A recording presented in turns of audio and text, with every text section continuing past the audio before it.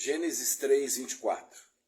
E, havendo lançado fora o homem, pôs querubins ao oriente do jardim do Éden, e uma espada inflamada que andava ao redor para guardar o caminho da árvore da vida.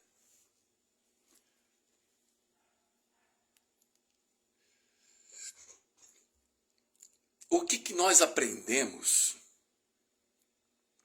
com a queda do homem, com a expulsão obrigatória do Éden?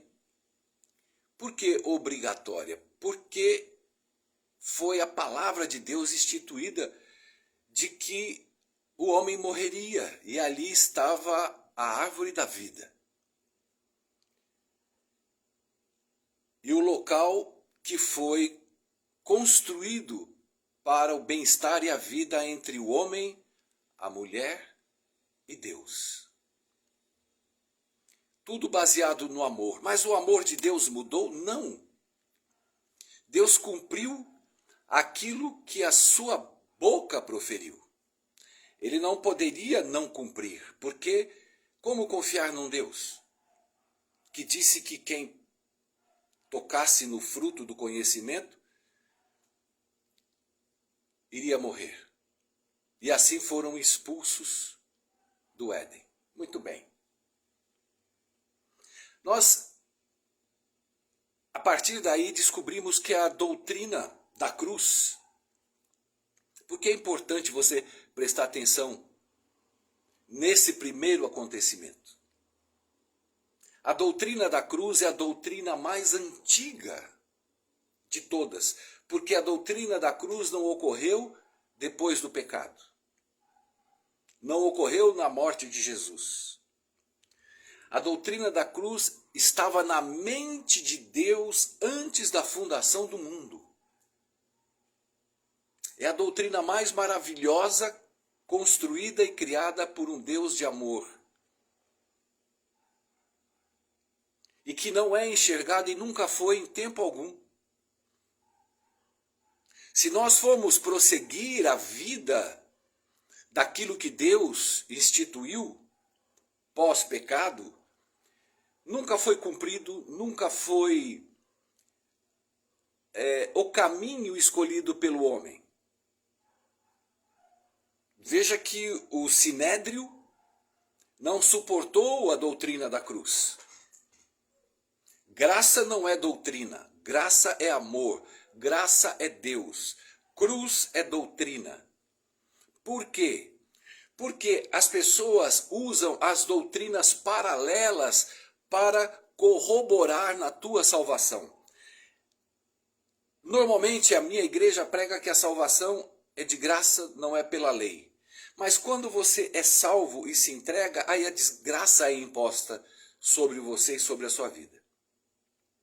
Aí a doutrina da cruz deixa de existir para existir outras doutrinas, 2.300 tardes e manhãs, Apocalipse, Daniel, começa a carne de porco, começa o sábado, começa o dízimo. Aí vem um punhado de acontecimentos pós-salvação, imputada no homem como parte de salvação, e não é. Não é, porque eu te explico. Doutrina do sábado. Eu preguei no último vídeo, ninguém guarda. Quem é que guarda sábado nessa terra? Que pastor que prega para guardar o sábado e guarda? Não guarda. Até porque se guardasse, não seria essa zona que é o sábado. A pastorada, os pregadores viajando para todos os lugares, usando avião, usando hotéis, comendo, bebendo, se empanturrando, as empregadas trocando roupas. Que guarda é essa de sábado? Que guarda é? Ah, mas precisa levar a palavra. Mentira! No sábado não precisaria. Porque se você quisesse guardar o sábado, de verdade, também não guardaria, mas vamos supor que seria o caminho e o passo mais certo. Nos sábados, a partir do pôr do sol, toda a igreja teria os seus pregadores locais. Aí você poderia dizer que a igreja está preocupada em guardar sábado. Mas não está, porque não guarda. Porque os sábados de manhã poderia o ancião pregar, os pastores da minha região aqui, trocarem entre si, dentro do distrito, cada pastor prega numa igreja no sábado. No domingo vem pastores de fora, quarta-feira, semana de oração. O pastor já está aqui, beleza, aí ele vai e prega no sábado também. Mas esses vai que vai por todos os lugares do planeta, papo furado. Então, ninguém guarda. Porque eu digo que a doutrina mais antiga é a cruz, que é a que estava na mente de Deus, porque só havia e só há um caminho para o homem ser salvo, não no momento da salvação, mas ser salvo diariamente. Não existe salvação só do momento enquanto você está vivo. Então quer dizer que eu aceito a Jesus hoje, aí eu não preciso de doutrina, eu não preciso de leis, eu não preciso de nada. Aceitei a Jesus, dormi, acordei, pronto, aí tudo muda. Aí a cruz já não é mais a cruz. A cruz já não é mais suficiente. São mentiras inventadas pelo homem. Não está na palavra de Deus. O que consta na palavra de Deus é a compaixão, a misericórdia, e não doutrinas e regras e normas. Ah, mas elas estão lá, chefe. Elas estão lá para dizer que você não as cumpre. Deus deu os 10 mandamentos para você para dizer que você não os cumpre. Ah, o jovem rico, guarde, o que eu devo fazer para ser salvo? Guarda os mandamentos. Ah, isso eu faço. Então tá bom, então larga tudo e segue-me. Acabou, já não guarda mais nada. Porque ninguém guarda nada. A cruz entrou na mente de Deus, do Espírito Santo e de Jesus, e eles fecharam em uníssonos para cuidar, salvar e levar o homem de volta. Para onde? O que nós lemos, que Deus expulsou o homem do Éden. E qual foi o trabalho da cruz? Trazer o homem de volta para o Éden. Amém? Que coisa linda, que doutrina linda, que doutrina rica e única. Não há 2.300 sites, isso é tudo informação. Daniel, Apocalipse, é tudo informação. Jesus vai voltar, tudo é informação. Para mim de nada interessa, disse Paulo, a não ser a cruz de Cristo. Mas não. As pessoas querem engendrar toda essa sistemática para agradar a Deus. E o que agrada a Deus é Jesus. O que agrada a Deus é aquilo que ele teve na mente dele antes da fundação da terra, que é a cruz. Deus não se agradou de Jesus e resolveu moê-lo. Para você falar que você precisa fazer coisas comportamentais, transformações de caráter, tudo que você não faz, tudo que você não é, mas você diz que é e manda o outro fazer e você mesmo não faz. E Jesus falou isso para o Sinédrio na sua época. Então quando Jesus tira o homem do Éden, ele promete que os traria de volta ao Éden. Que lindo! Mas como trazer o homem de volta ao Éden? Guardando o sábado? Devolvendo o dízimo? Não comendo carne de porco? Conhecendo a Bíblia de capa a capa? Nada disso estava na mente e está na mente de Deus.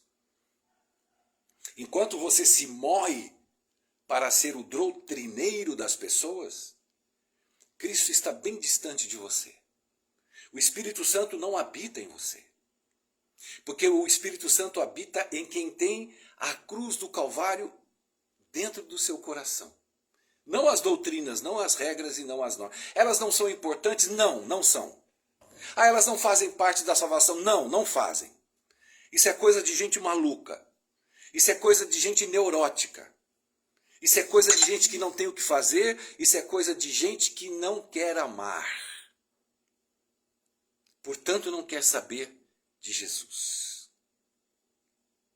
Noé, quando eu estou falando do Éden, então quando chega em Noé, a primeira coisa que Noé faz ao pós-dilúvio é o sacrifício do cordeiro. O que a geração anterior a essa de Moisés, pós-dilúvio, o que aconteceu? Ali ninguém sacrificou o cordeiro. Porque se tivessem sacrificado o cordeiro, estariam juntos com Noé. Noé sacrificava e Deus o salvou, ele e a sua casa. E os colocou pela graça, dentro da graça, na proteção de Deus, com a porta fechada com a mão de Deus, no tempo de Deus, na vontade de Deus, parou onde Deus queria e Deus começou a agir novamente para trazer o homem para o Éden. E o primeiro ato do Filho de Deus, o escolhido de Deus, Noé, foi o sacrifício da cruz. E depois ele tomou as manguaças, ficou bêbado e fez suas burradas. E nem por isso Deus não o perdoou, porque ele foi perdoado no sacrifício do sangue do cordeiro. Mas a igreja não acredita nisso. Nunca acreditou. E provavelmente não vai acreditar. Porque essa é o povo que será perseguido. Por causa do meu nome vós sereis perseguidos e levantai os rostos para o céu, porque você é um abençoado. Caim não quis, pela fé, oferecer o cordeiro. Caim quis mostrar que conhecia Daniel e Apocalipse para Deus. Guardou o sábado para Deus. Não comeu porco para Deus. Ofereceu só coisas bonitas, vestes bonitas.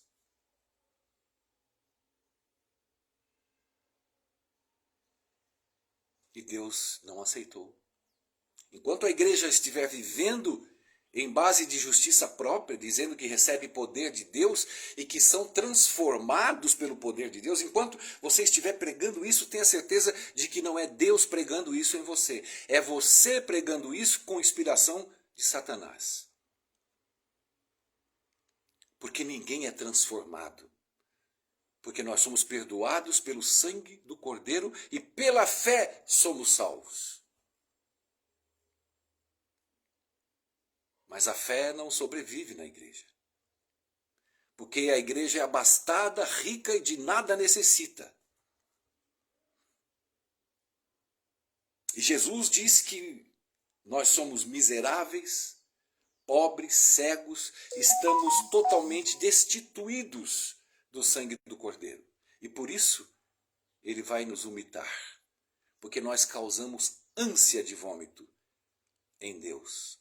E pregamos, e continuamos pregando as mesmas besteiras, as mesmas doutrinas, as mesmas regras, levando as pessoas a tropeçarem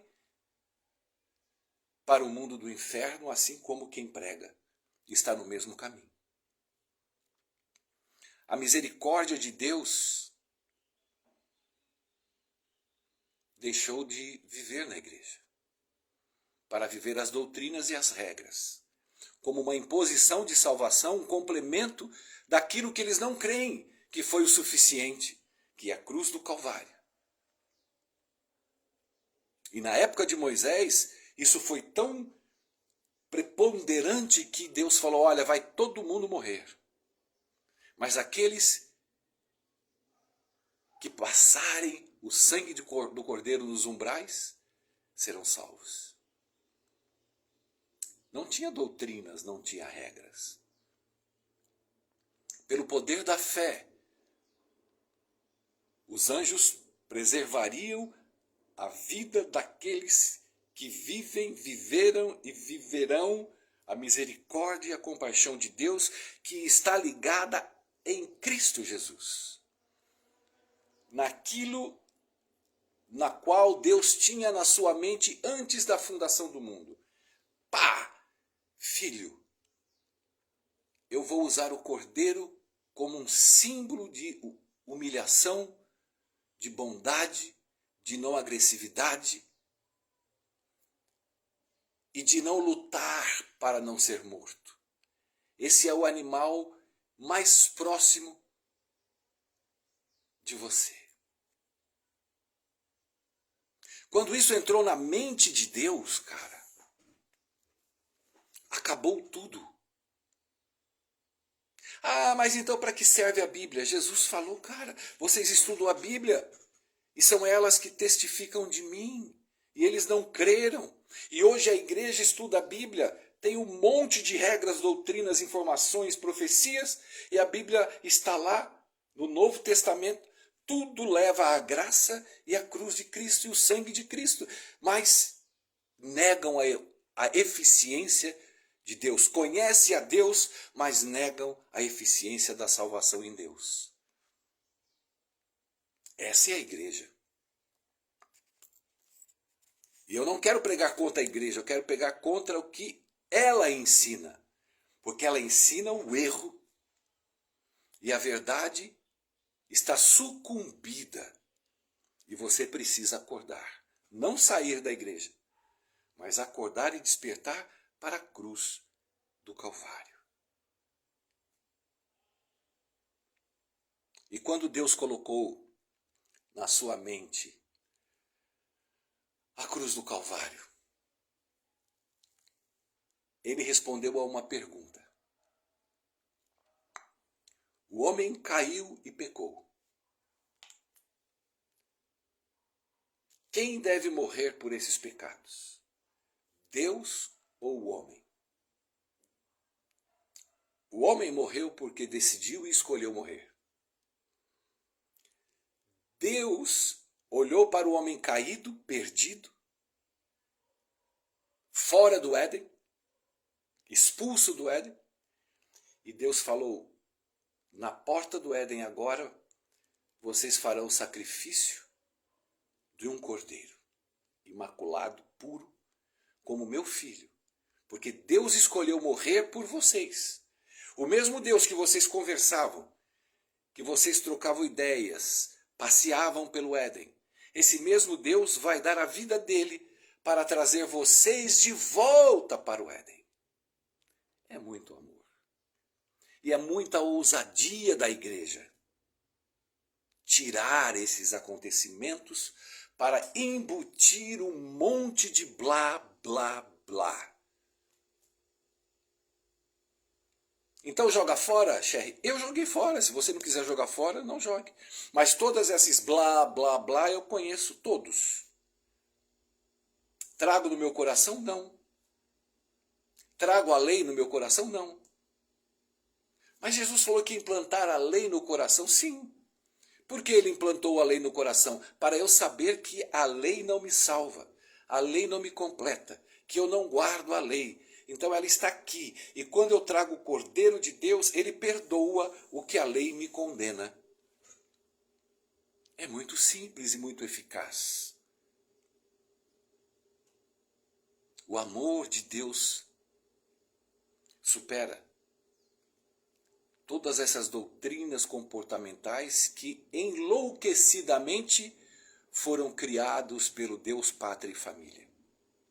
Mentiras e mentiras, fake news e fake news, adorações a Baal, rituais de doutrina, regras e regras, regras sobre regras, rituais para a salvação, rituais para manter a fé, rituais para manter aquilo que você não tem, porque a fé é um dom de Deus.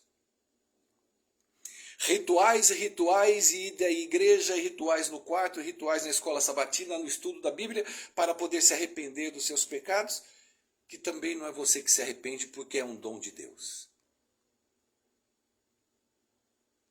Tudo, as coisas que lhe são ensinadas, são coisas de homem. Coisas de igreja, coisas de CNPJ que tem sobre si um combo para que você tenha medo,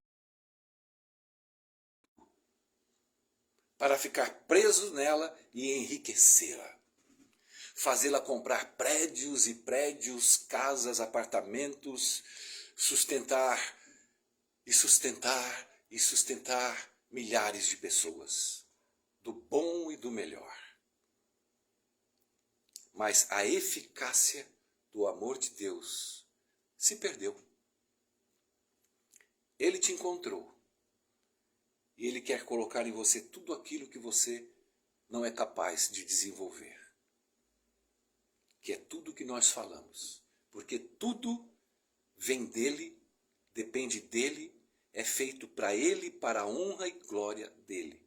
Cada ato de bondade que eu cometo é fruto dele, para que ele seja honrado. Cada amor que eu sinto no coração por alguém é a presença do Espírito Santo para que ele seja honrado. Cada dia que eu vou dormir eu agradeço e adoro ao meu Deus por ele ter me perdoado o dia inteiro. Eu nem confesso o que eu fiz de pecado porque eu nem sei. Ele sabe. Mas a única coisa que eu sei pela fé é que ele me perdoou e que eu estou indo ter o sono dos justos. Não porque eu guardo sábado, não porque eu fui batizado, não porque eu devolvo ou não o dízimo, não. É porque eu carrego na minha mente aquilo que estava na mente de Deus antes da fundação do mundo. A cruz na qual o meu Senhor se tornou o meu Salvador. E não há outro caminho, não há outra estrada, não há atalhos. E não há outros pormenores que vá adaptar ao que foi feito. Porque o que foi feito, foi feito. A eficácia do que foi feito ninguém tira. O homem pode acrescentar eficácias a mais, mas vai ficar dele por conta dele, da igreja e seu acerto com Deus. Mas Deus não está nesse imbróglio. Deus não está nessa igreja. Deus não está nessa pregação. Deus só existe na cruz. E a cruz que tomou conta da sua mente, transformou a sua mente no entendimento de que só há um caminho, só há uma salvação, só há um lugar de perdão. Porque sem perdão não há salvação.